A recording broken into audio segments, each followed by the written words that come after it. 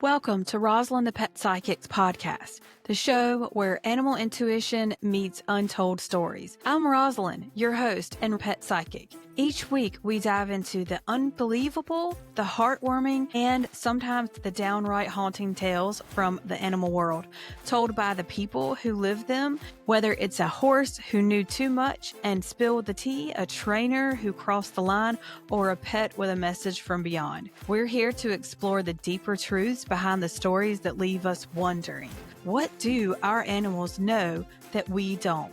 This program may include real names, places, and events when shared with consent, as well as stories that have been anonymized or fictionalized to protect the identity and safety of individuals. The content of this podcast is intended for entertainment and informational purposes only. Views expressed by the host and guest are personal opinions and conjecture and should not be interpreted as fact or as professional advice. With some episodes may include educational insights or expert commentary, listeners are encouraged to use their own judgment and consult appropriate professionals when needed. Got a wild horse, dog, or cat story, breeding gone wrong, buyer beware, a riding mishap with a lesson? I want to hear it. If you're in the holistic or horse world and want to share your story or even promote your biz, head to rosalindthepetpsychic.com and text or email me. You might be featured on the podcast. Hi, guys. Welcome to Horse Stories and Psychic Endings. So I have my guest here today, and we have a doozy for you. This horse person experienced what so many of us have experienced, and she's going to educate us on what happened and backstory of dealing with a horse trader that did not give her what she asked for or thought she was purchasing. And I just want y'all to ride this ride with us and learn from this experience. We're not vets. We're not claiming anything. I'm a psychic, so I'm just giving my readings off of these horses, and I just want you to enjoy the story. So welcome, Miss. Thank you. You're welcome. Welcome into, I want to keep a lot of us anonymous because this situation has not gone as expected. These people have, my guest is just going to tell you how these people are. What were you looking for? Like, what made you decide to get a horse? Like, how did this start? Well, it was actually a very difficult time. I had unfortunately had a bad experience with my heart horse. We had noticed he had been having a lot of health issues and behavioral changes for about 6 months, and then he ended up unexpectedly passing. So when that happened, it was just heartbreaking, and I felt the need to immediately start looking for a new friend. You know that we all know that, you cannot find another heart horse, but it just felt to me what I needed to heal. So I started my search pretty quickly. I would say within 30 days or so of my horse's passing. So yeah, and that's why I started looking, and I was very open about it, and I stayed local. How did you find this horse trader? Yes. So she actually had sent me a friend request on social media months prior. I did not know this person, and it's the first thing that I would like to just let everyone know. There is a lot of truth in friending people you don't know on Facebook. And seeing that this person was local, I felt comfortable because of mutual friends. So I went with it, and I actually had watched this person, sell horses. I loved watching the videos. I liked watching how each horse rode, the descriptions. And I thought to myself, if one day I ever needed a horse, maybe that would be a place I could look. Very good. What made her seem trustworthy? Didn't really know her until after died. I ended up sending her a message and said, I'm looking for, a gelding, younger. I'm looking to help me heal and find a barrel horse. Was in his own right a barrel horse. I would say, we had fun with it. I'm not a competition rider by any means, but he gave me so much confidence in my heart, and I needed to find that again. She said that she didn't have any gray geldings at the time, but to come on out to the farm and check out some of the horses that were there. And, I decided that was, an okay thing. You have to start somewhere. So I did. And when I first met her, I felt very trusting of her. I'm a trusting person. I always like to put my best foot forward for people. And I always, in my mind, think the same of others. I got nothing but just a lot of support from her. So at first I didn't really see anything wrong, but just someone trying to help me. It wasn't until into our conversation, into looking at some of the horses, I started seeing some red flags. Well, that's great, because that was my next question. What were the red flags? Did you Sure. know? Did you know in the beginning? Like, did you know that was a red flag, or did you feel like some of those were hindsight? This is something I also want other people to recognize. It felt like a car sale gone wrong. It felt like it went from super friendly and nice to someone trying to sell me a car and making it sound like the best car you've ever driven, but it's like a 1989 something with 100,000 miles, and the horse that she brought out, and no disrespect to the horse, but for example, this was an older horse. They did ride this horse, and she said that it could take me anywhere that I wanted. It would go as fast as I wanted to go. This horse, you can't go wrong. It's going to take me places. And I thought to myself, looking at the conformation of the horse and how it moved, its body, it just didn't look healthy for its age. I can see that, but it was an overall. And I'm thinking to myself, how is that horse going to take me wherever I want to go? But you don't know people real well, and you just you listen to what they have to say, and then you kind of make as a customer, your own undivided opinions. And, you don't always buy a car right off the bat. So, I was willing to listen and learn, but that felt odd to me. Was that the horse that you purchased, or was that the first time you went? No. In fact, we decided after seeing several horses that we weren't finding anything we liked. And there were other horses that were not even desensitized around people. I was shocked. The one horse that I thought was beautiful, when I went to go walk up to it, it actually backed away from me. And I thought that was odd. And it was a horse that I had seen riding in a video that looked very well broke. And then to walk into the stall with it, it was a completely different story. So I thought that was very odd. And I was told simply when I inquired about it that this horse was a ranch horse. It knows nothing but work. It is what it is. It's just, it does not know love from people. It just knows work. And I'm like, okay. Again, I'm just taking their word for it and making my own informed opinions about what I'm seeing. But no, I did not purchase a horse that day. It sounds like you went to see them and you met different horses, and all of the horses you saw and the experiences, you had red flags and could almost question what they were saying compared to what you were seeing. They were vague. They weren't so clear cut that I was like, that's really not good. But it made me just think further about if that was the choice I wanted to make. And they didn't have the horse I wanted. So I wasn't super concerned. We got in the truck. That was really nice of them to show us all the horses. They spent their morning with us. I'm talking to my husband they didn't have to do that. That was really nice, and he's like, yeah, it was. I felt like it was a good step forward for us for the day. Well, the story will continue. Let's hear the story. Then what happened? Okay, so it was 2 days later, I received a message from one of the traders who was very excited and said, I just have to share with you, my friend has a gray gelding, 5 years old. I grew up with, or not grew up, let me reframe. I know this person selling this horse on consignment, and I think it would be the perfect fit for you. I think with having lost, this is exactly what you're looking for. And I was just like, wow, this is great. Let me send him up here. I will get him on a trailer. If you want to meet him, he'll be here. At that point, it would have been within 30 hours, really quick. And I'm like, well, and everyone, I want everyone to know that's a red flag. That was a red flag, because I asked, how much is that going to cost? I wasn't ready to commit to paying a couple $100s to have a horse brought up from somewhere, which was North Carolina, quote unquote. So, she said, don't worry about it, girl. I pay haulers to do that. You'll have them here Wednesday morning. This was Monday night at 10 o'clock. Did this feel like she was trying to get you to commit to purchasing this horse before you ever saw it? It did. Thank you for bringing that up, because there was a sense of commitment to me that I wasn't sure I was ready for. But if you have someone willing to just, ship a horse for you, that sounds pretty nice, doesn't it? And if it was, the right horse for me, then how many horses in my area am I going to find that fit the exact mold of what I want? A gray gelding, 5 years old, maybe it was meant to be. This is the thoughts that I'm thinking in my head, So I went for it.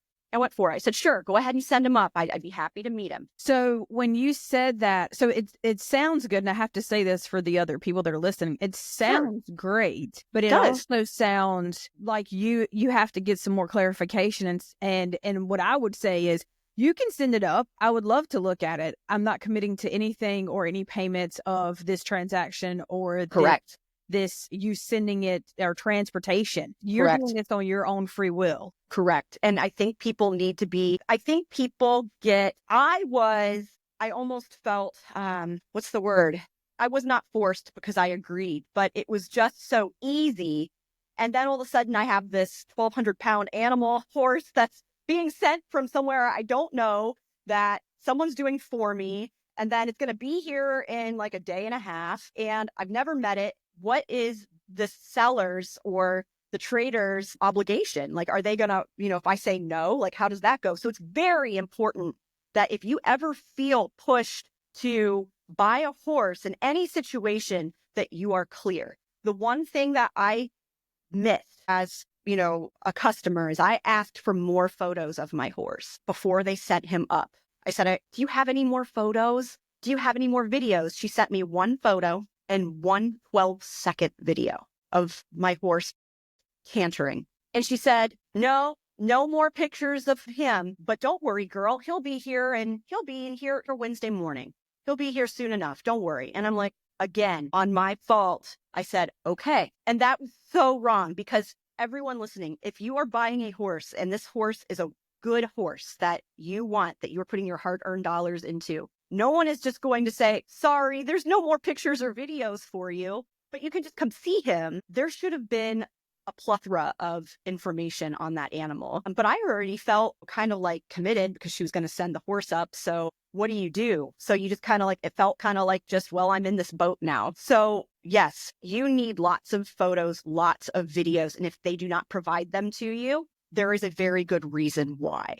The stories do not line up. It feels like that. Also, I love it. The stories don't line up. That also means that they haven't had the horse. They haven't had it under saddle. They haven't worked with it for 30 days. They are literally purchasing to flip. These are evidences of a flip. But there's a part of this, because I already know a good bit of this story, and I'm going to learn more today. But I have to ask you, because I know this part. Did she pull on any heartstrings before he even got there? Absolutely. My heart horse's name was, and I told her that before the sale, before she brought on this gray gelding from North Carolina to bring up to me. And in our conversation, after she sent the pictures and the photos and the video, the 12-second video, sorry, I said that wrong. One picture and one video. My apologies. There was only one of each. I asked, what's this horse's name? Oh my gosh, that's the best part. I can't believe I didn't tell you. His name is, being in the emotional state that I was from losing my heart horse, was floored. I cried, but there were no tears, because I just felt this like wave over me, like this is meant to be. I was so enamored of the emotion that I was going through that I didn't think. And I want you guys to hear this through me, someone that's gone through this, because you're going to learn from me. Don't make my mistakes. But that should have been the biggest red flag. This is a grade horse with no solid information that I can go on just from what she's telling me. And I believed it. And that's my fault, that I wasn't more diligent. So do not buy a horse on your emotions. Do not, because chances are you're not thinking clearly. I wasn't. But there are people out there that will just take advantage of you. And I do give myself a little grace, because it was a very difficult time in my life, and I try not to be too hard on myself. But that's why I'm sharing this story with you. So yeah, I have no exact proof that his name truly wasn't However, I have very, very good information suggesting that he was a flip horse and that he did not come from a friend's down in North Carolina. So, you know. So I have to ask you this because we're kind of getting into some of like the fallout of how did you know this wasn't true? What happened from you going to her saying he'll be here, going to get him, and then starting to realize you've been lied to? Okay.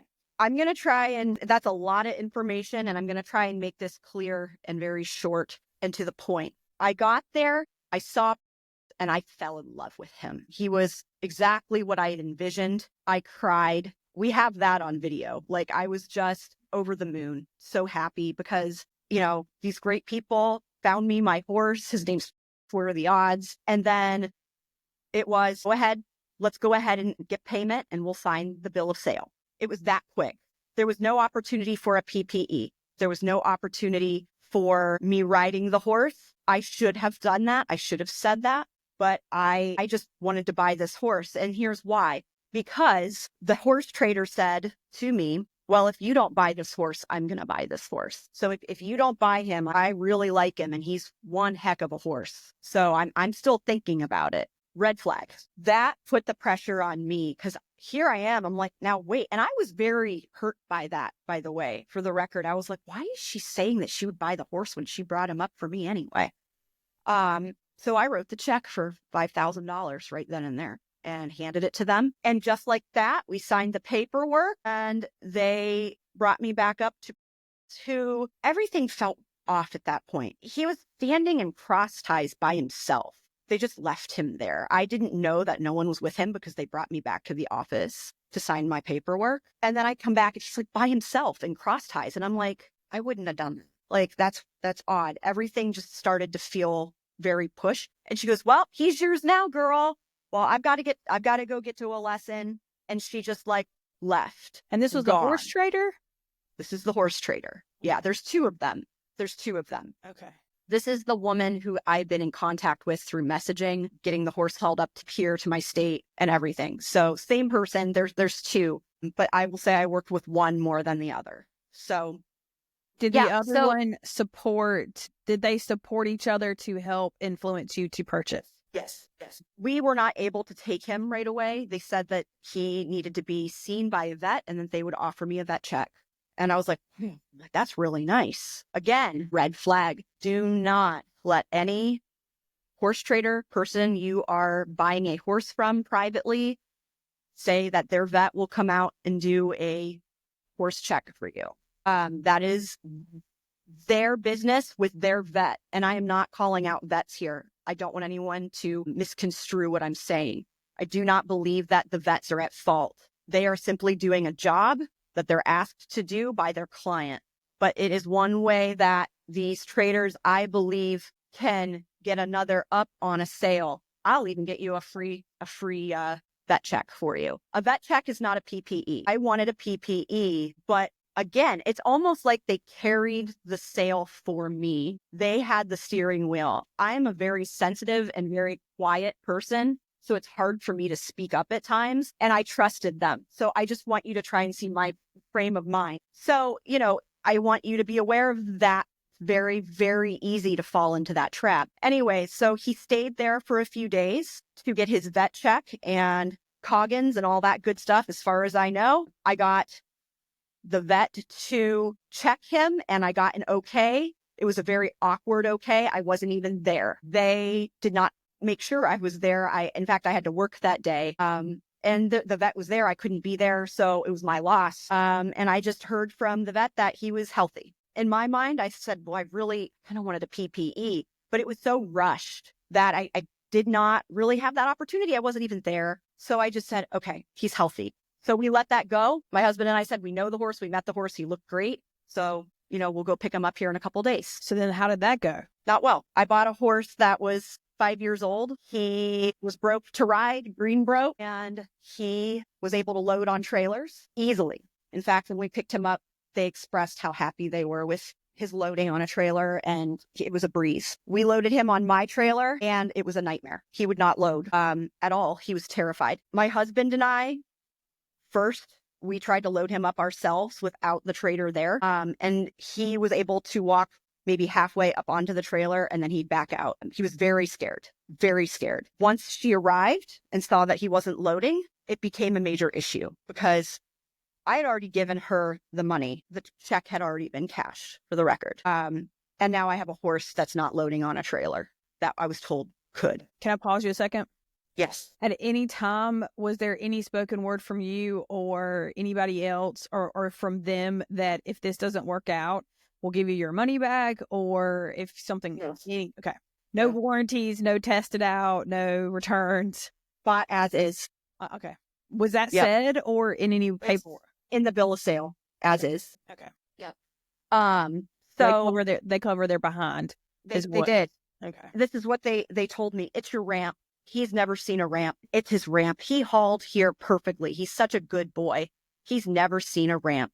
And he's still somewhat of a baby. So again, here now I'm really starting to feel the pressure because I know something's not right. I had all these little tiny red flags. This was a really big red flag. I was heartbroken. In fact, he reared up and ran off the back of the trailer and actually broke free and he ran to the back of their property. He was so scared. He got loose. Yeah. And they didn't do anything.